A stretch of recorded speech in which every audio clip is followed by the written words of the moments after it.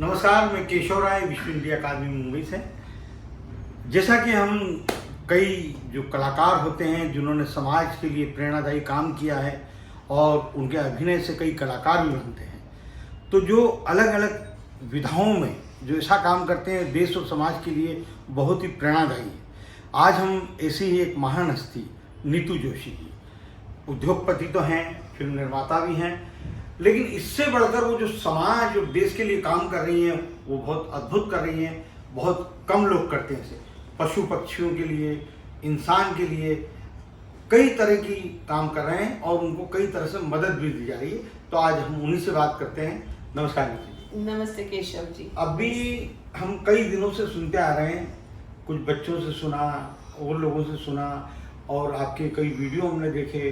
पशु पक्षी, कुत्ते रोड पर जो रहते हैं उनका आप इलाज कराती हैं, उनको घर ले जाती हैं, घर लाती हैं, दूसरी जगह उनकी रहने की व्यवस्था करती हैं। तो ये सब आप जो करती हैं, आपको ये प्रेरणा कहाँ से मिली? बचपन में एक संस्कार सीखा है, मानवता, और उस मानवता के नाते ही मेरी एक चैरिटेबल ट्रस्ट शुरू की, मियाम करके, जिसका मोटो है ह्यूमैनिटी हंगर। भूख सबको लगती है, वो इंसान हो, जानवर हो, पशु पक्षी, कोई भी हो। बस बचपन से जो प्रेरणा बचपन में सीखी थी वो अब ऐसा लगा कि मैं उसे कुछ सोशल लेवल पे लेके जाऊं और करूं। उसके द्वारा मैं जानवर और ऐसे बच्चे गांवों में जो कॉम्पिटिटिव एग्जाम की किताबें तक उन्हें नहीं मिल पा रही है, ऐसे सब बच्चों को पढ़ाई में और हर जगह मदद कर रही हूँ।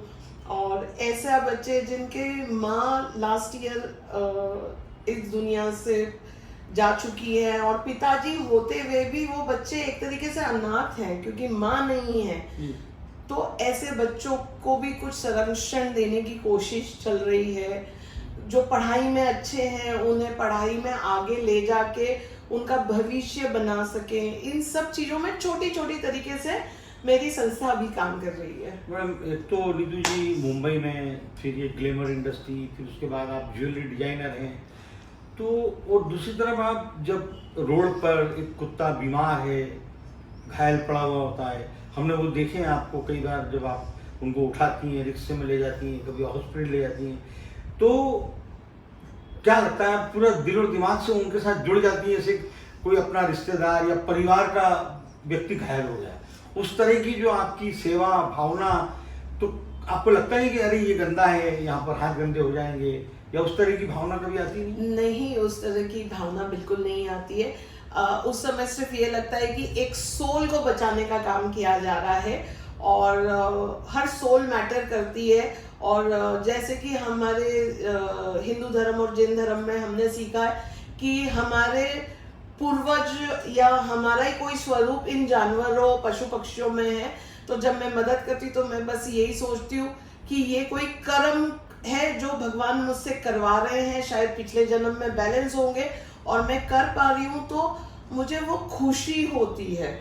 वो खुशी इतनी ज़्यादा है कि मुझे ये नहीं दिखता है कि कपड़े पे क्या कचरा आया, कि क्या खून आया, कि कुत्ता आपको काट लेगा या बास आ रही है, कुछ नहीं दिखता है। उस समय सिर्फ एक भावना जुड़ी होती है। अच्छा, आपके टेरेस में अभी आपके बंगले गए हैं, इतने मिट्ठू, तोता, कई तरह के हैं, वो उनको भी आपने पाल के रखा है। और अभी हमारी बातचीत शुरू करने के पहले सोसाइटी से खबर आई कि उस बिल्ली का ऑपरेशन हो गया जी। तो ये क्या है? मेरे वहाँ पे 2 कुत्ते, 6 बिल्ली, 2 पंछी हैं अभी, और सारे स्टेरी रेस्क्यू करे हुए हैं। अभी 15 दिन पहले ही मैं एक बिल्ली का बच्चा ताज होटल कोलाबा गई थी और जैसे ही बाहर निकली बारिश बहुत चल रही थी, तो बच्चा बोनट के अंदर था। अब वहां से दरबार ने निकाला और वो इतना छोटा बच्चा था, मतलब कुछ 15-20 दिन का होगा। अब वैसे बच्चे को वो दरबान तो वहीं छोड़ रहा था और वो बारिश इतनी तेज चल रही थी बॉम्बे में कि मुझे पता था वो बच्चा मर जाएगा। मैं उस बच्चे को लेकर आई, उसका नाम हमने चुन चुन रखा है और वो अभी हमारे साथ है।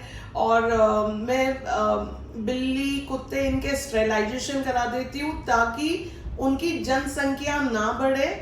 और मैं ये बिलीव करती हूँ कि समाज और जानवरों के बीच तालमेल बना रहे। जानवरों से इंसान को परेशानी नहीं होनी चाहिए, तो इसका सबसे बेटर जो तरीका है, हम स्टेरिलाइजेशन, नसबंदी, जब नसबंदी हो जाती है तो उनकी ग्रोथ रुक जाती है और उससे फिर इंसानों को भी तकलीफ नहीं होती है। तो मैं इसीलिए उस तरफ भी छोटे छोटे कदम उठा रही हूँ। हमें किसी ने आपका एक वीडियो दिखाया कि 3 बच्चे हैं, एक छोटी सी बच्ची, उसके 2 छोटे भाई हैं, उसकी माँ की डेथ हो गई, अब वो उनके पास ना रहने की जगह ना खाने पीने की, उन बच्चों को आपने सहारा दिया कैसे, क्या? मेरे पास न्यूज़ आई थी कि एक 12 साल की बच्ची है और 2 छोटे छोटे कुछ 6 साल और 5 साल के 2 लड़के हैं। उनकी माँ भी पिछले साल इस दुनिया में नहीं रही और पिताजी हैं, पिताजी छोटा मोटा काम करते हैं और दारू पीते हैं, तो वो बच्ची ने अपनी पढ़ाई छोड़ी और 5,000 की नौकरी पर लग गई और वो अपने भाइयों की मतलब बोलते हैं ना कि भाइयों को पढ़ाने पे काम कर रही थी, 12 साल की लड़की। तो हमने उन्हें अनाज वगैरह डोनेशन दिया और फिर उनके नाना जी एक्चुअली आके ले गए।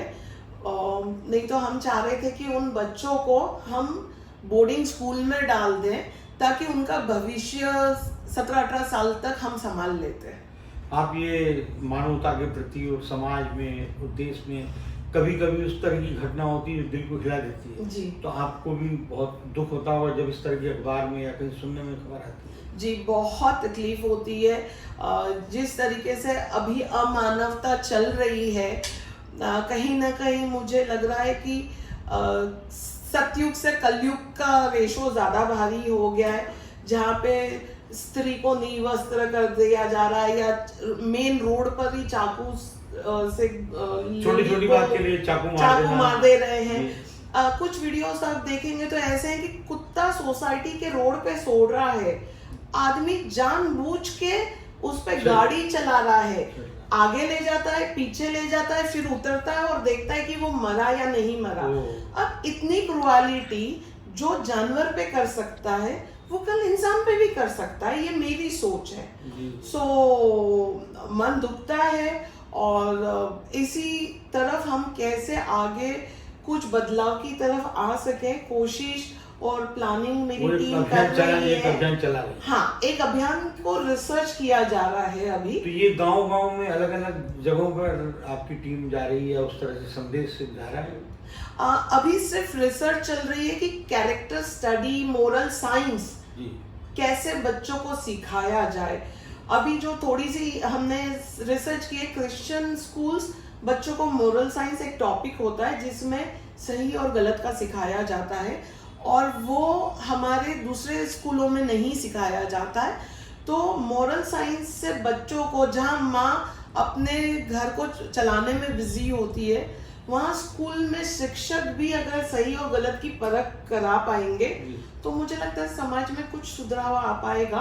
तो इसके तहत अभी हम रिसर्च कर रहे हैं और मेरी टीम अलग अलग जगह से इंक्वायरियां ला रही है और देखते हैं कि इस अभियान को कैसे लाएं। अच्छा, ये सब के अलावा भी कहीं गाँव में, छोटे छोटे गाँव में, जहाँ पर बच्चों को पढ़ने के लिए पुस्तकें नहीं है या जो एग्जाम देते हैं उसकी वो पुस्तकें नहीं है, कहीं टेबल वगैरह, वो भी आपने करवाया है कुछ? जी, नासिक के आसपास कुछ जिले ऐसे हैं जहाँ पे लाइब्रेरियां हैं लेकिन वहाँ पे बच्चों को बैठने की टेबल चेयर नहीं है।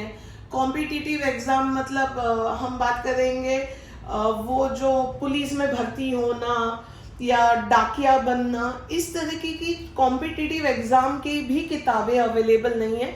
तो हमने ऐसी लाइब्रेरियों में किताबें उपलब्ध कराई हैं, बच्चों की बैठने की टेबल चेयर डोनेट की है और धीरे धीरे हम इस अभियान की तरफ जा रहे हैं क्योंकि अगर पढ़ेगा इंडिया तो बढ़ेगा इंडिया, इस बात पे हम भी बिलीव करते हैं।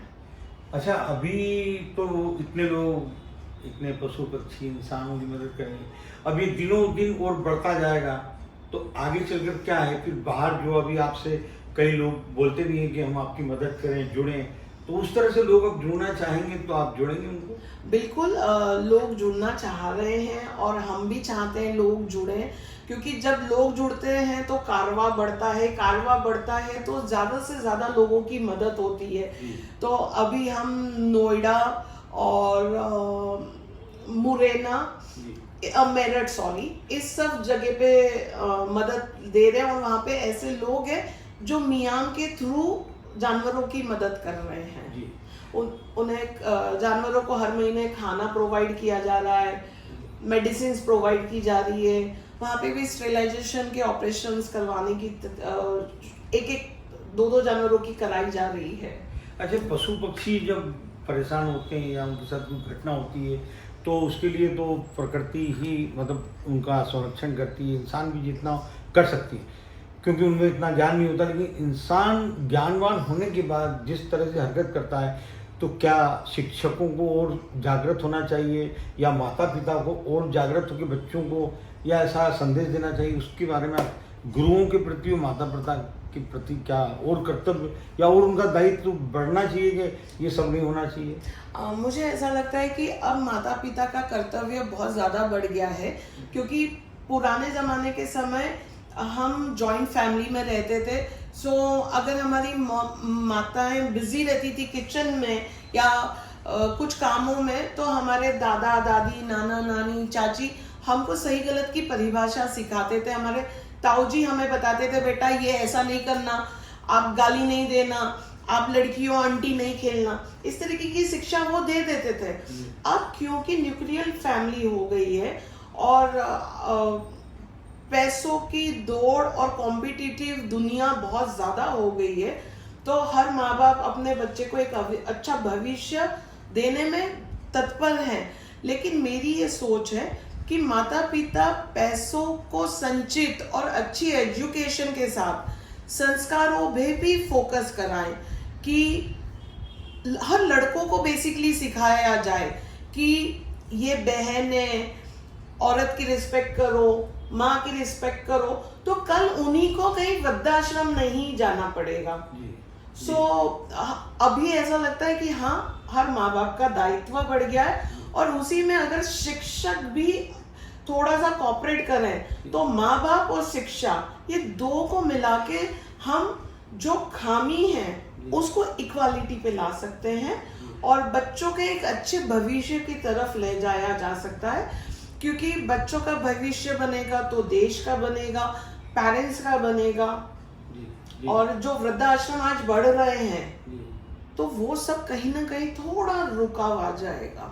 जी। अच्छा, और लोग आपके साथ जो जुड़ेंगे तो जो आपकी संस्था ATG वगैरह रजिस्टर्ड है? हाँ, मेरी ट्रस्ट रजिस्टर्ड है, 12A भी है और ATGS सर्टिफिकेट भी है और ट्रस्ट को 1 साल कंप्लीट हो गया है।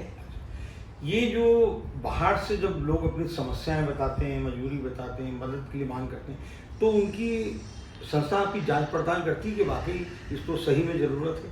हाँ, हम चेक करते हैं और हम कोई भी डोनेशन कैश में नहीं देते हैं। जैसे अगर पशु पक्षी का कोई काम है सो हम डॉक्टर को, वेट को फीस देते हैं, डायरेक्ट हमारी बैंक से उनकी बैंक में ट्रांजैक्शन जाता है, बिल लिया जाता है।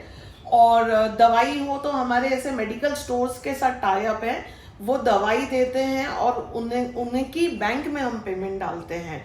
सो इस तरीके से हम हर चीज को बैलेंस करते हैं कि कहीं भी उस पैसों का दुरुपयोग ना हो। ये जो आपकी मन में भावना है, इसी भावना को देखते हुए आपने एक फिल्म बनाई थी भुनसारा जी। वो भी एक प्रेरणा, समाज को नई दिशा जी। और जागृत करने के लिए दी। तो भुनसारा का बनाने का भी यही उद्देश्य था? बिल्कुल, भुनसारा का उद्देश्य था जो मालवा में एक प्रथा चली आ रही थी, वो प्रथा सदियों पुरानी है, पर वही प्रथा को इंसान दुरुपयोग में ले गया और उसी दुरुपयोग के साथ काफी क्राइम भी ओपन हुए हैं। तो उन चीजों को कहीं ना कहीं रुकाव के लिए भुनसारा बनाई थी मालवी भाषा में, और ये चाह रहे थे कि कुप्रथाएं जो एक अपराध का स्वरूप ले चुकी है उसे कहीं ना कहीं रोकथाम मिले। और उस फिल्म के बाद ही ऐसा हुआ था कि कुछ बच्चों के गैंग पकड़ में आए थे जो छोटे छोटे बच्चों को लेके ऐसे ट्राइबल्स को बेच रहे थे और वो वेश्यावृत्ति में उन्हें डाल रहे थे, उन्हें मोर का मांस खिला रहे थे, उन लड़कियों की ग्रोथ के लिए ऐसे इंजेक्शन लगा रहे थे। सो कहीं ना कहीं उस फिल्म के बाद जब ये एक भयानक सच सामने आया, सो यही कहीं ना कहीं छोटी जीत होती है। तो नीतू जी, एक बार हमने गार्डन के पास देखा था, एक कुत्ता बीमार था और दूसरी घटना बिल्ली भी। तो जब आप उनको उठाती हैं, खिलाती हैं, पानी बिस्लरी की बोतल लेकर पिला, तो आसपास के जो लोग देखते हैं उनका ही मन बदलता, तो ऐसा कुछ उदाहरण बताएंगे? लोगों का मन सबका नहीं बदलता है जी। उस समय वो दया का भाव प्रकट तो कर रहे थे। दया का भाव प्रकट होता है, बट प्रकट होना और एक स्टेप लेना दोनों में बहुत अंतर है केशव जी। भावना का मतलब है कि कहीं ना कहीं एक स्टेप आगे बढ़े। सो वो है, थोड़ा सा इम्बैलेंस है अभी भी। जी जी। तो अभी मैंने सुना कि और स्कूलों से, गांवों से अलग अलग लोग संपर्क कर रहे हैं कि हमारे स्कूल में और किताबें हैं, उनकी फीस का। तो ये जो लोग जुड़ेंगे जी, फिर वो उस तरह से उनको भी आप काम सौंप सकती है। बिल्कुल, अगर मुझे लोग जुड़ेंगे तो ऐसे गांवों में कॉम्पिटिटिव एग्जाम जिससे बच्चों का करियर बन सकता है, जिन्हें एक सरकारी नौकरियां मिल सकती है, उस किताबों की पढ़ाई के लिए जो गांव के बच्चे आज भी परेशान हो रहे हैं, ये देख के दिल बहुत दुखता है।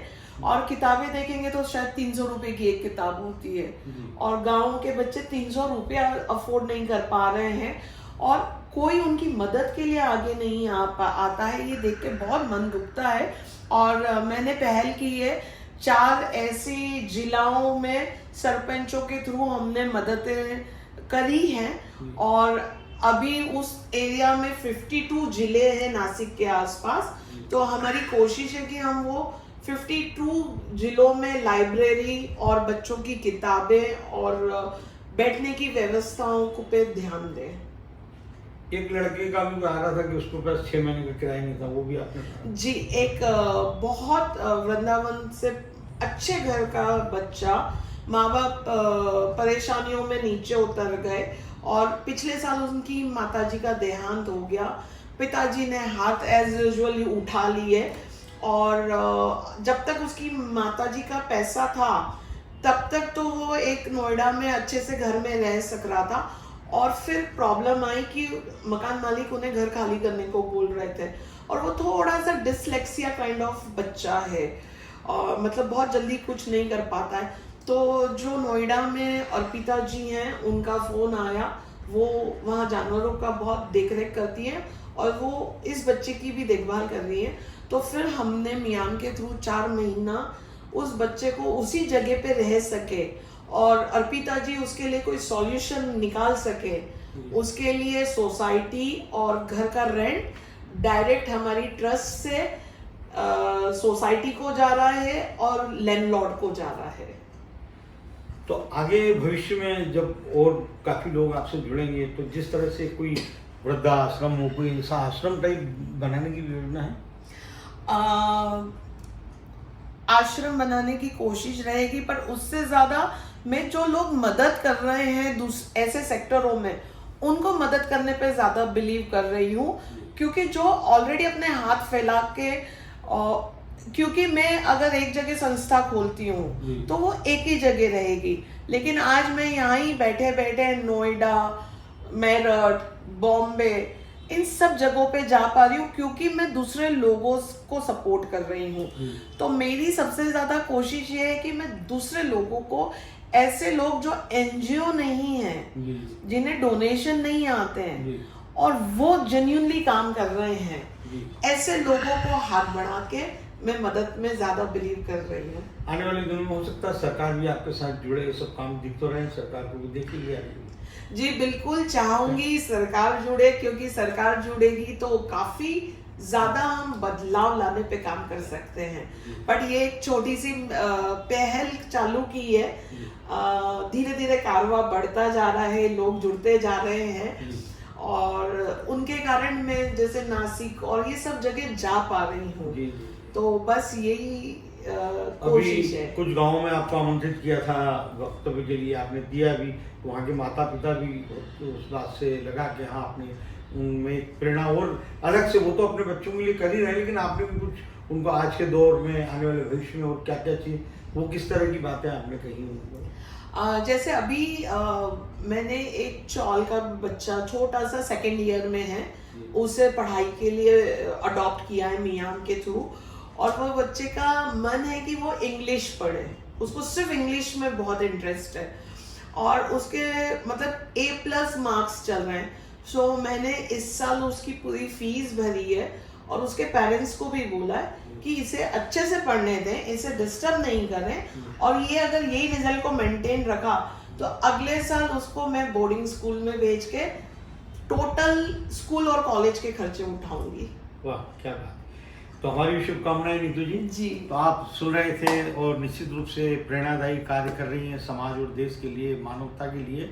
और अब नीतू जी की जो टीम गाँवों में काम कर रही है, गाँवों की जो लोगों को मदद, जो वाकई जिनको जेन्युइनली ज़रूरत है, उनके लिए इनकी टीम अग्रसर रहती है और निश्चित रूप से काम करती है। आगे हम इनसे अगले बार जो बात करेंगे तो गाँव के बारे में, इनकी गतिविधियों के बारे में बात करेंगे। धन्यवाद। धन्यवाद Keshav ji, thank you so much. अब आप